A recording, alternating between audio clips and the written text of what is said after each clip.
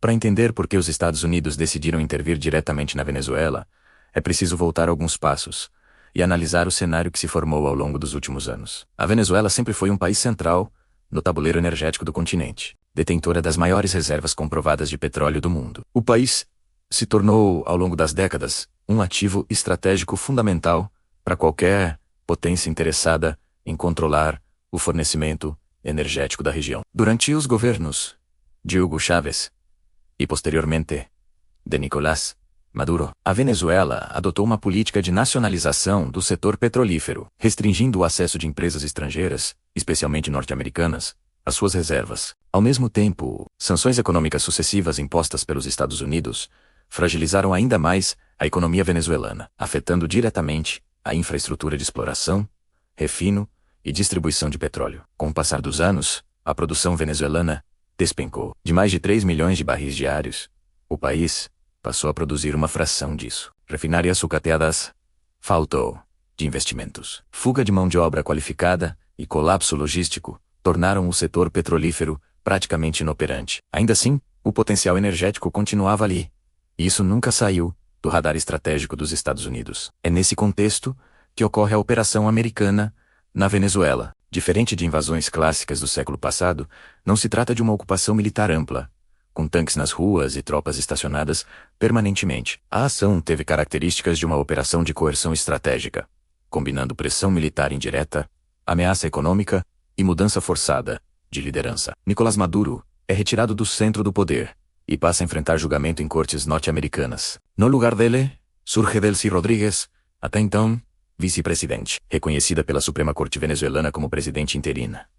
Essa transição não acontece por acaso. Do ponto de vista estratégico, os Estados Unidos optam por não desmontar completamente a estrutura interna do poder venezuelano. O aparato estatal, as forças armadas e os principais grupos de influência permanecem praticamente intactos. Essa escolha não é ideológica, é operacional. Desmontar completamente o Estado venezuelano geraria um vácuo de poder difícil de controlar, com risco de guerra civil, fragmentação territorial e perda total da capacidade produtiva do país. Para os Estados Unidos, o objetivo não é causa absoluto, mas controle funcional. Delcy Rodríguez passa então a desempenhar um papel central nesse novo arranjo. Internamente, o discurso permanece voltado à soberania nacional e à continuidade institucional. Externamente, no entanto, a mensagem muda completamente. Em declarações oficiais e cartas públicas, o novo governo sinaliza disposição para cooperar economicamente com os Estados Unidos, especialmente no setor energético. Do ponto de vista americano,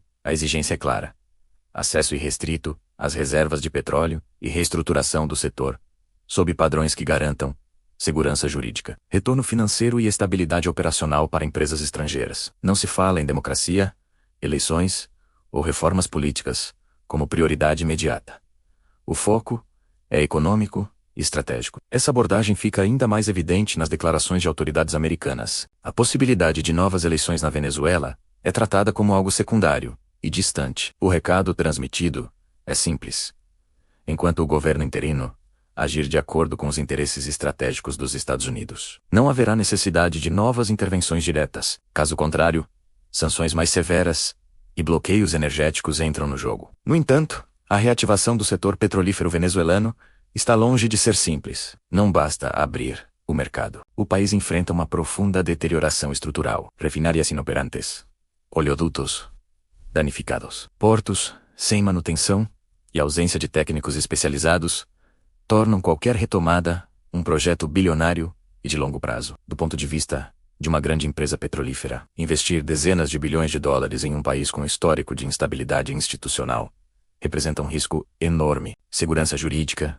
estabilidade regulatória e proteção contratual são fatores tão importantes quanto a existência do petróleo em si. É justamente esse o grande desafio do novo arranjo imposto pelos Estados Unidos. Enquanto isso, a operação na Venezuela gera efeitos colaterais imediatos na região. O sucesso relativo da remoção de Maduro fortalece a retórica americana em relação a outros países considerados problemáticos. Declarações sobre México, Cuba e, principalmente, Colômbia surgem como sinais claros de que a ação na Venezuela pode servir de modelo para futuras intervenções indiretas. No caso colombiano, a preocupação americana é estratégica. A Colômbia ocupa a posição geográfica-chave, com saída para 2 oceanos, proximidade com a Amazônia e histórico de cooperação militar com os Estados Unidos. Nos últimos anos, no entanto, o país vem diversificando suas relações econômicas e diplomáticas, aproximando-se de China e outros blocos emergentes, o que gera desconforto em Washington. A operação na Venezuela, portanto,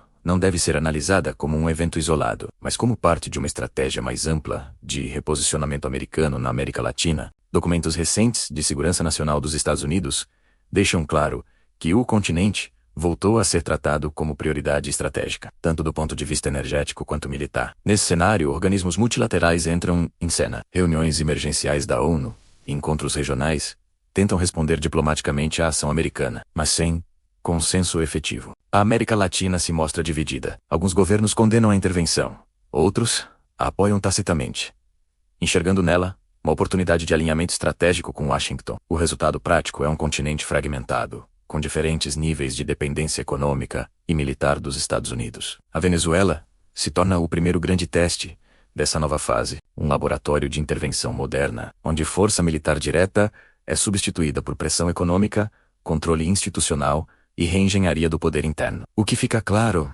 é que a ação americana não teve como objetivo imediato a democratização da Venezuela, mas sim a retomada de influência sobre um ativo estratégico fundamental: energia. O sucesso ou fracasso dessa operação dependerá menos de discursos políticos e mais da capacidade real de reerguer a infraestrutura venezuelana, estabilizar a produção de petróleo e garantir que o país funcione dentro de um modelo previsível para investidores internacionais. A Venezuela, portanto, deixa de ser apenas uma crise interna e passa a ocupar o centro de uma disputa estratégica maior, onde economia, energia e poder militar se sobrepõem. O desfecho desse processo ainda é incerto, mas uma coisa é clara: o episódio marca uma mudança profunda na forma como os Estados Unidos atuam na América Latina no século XXI.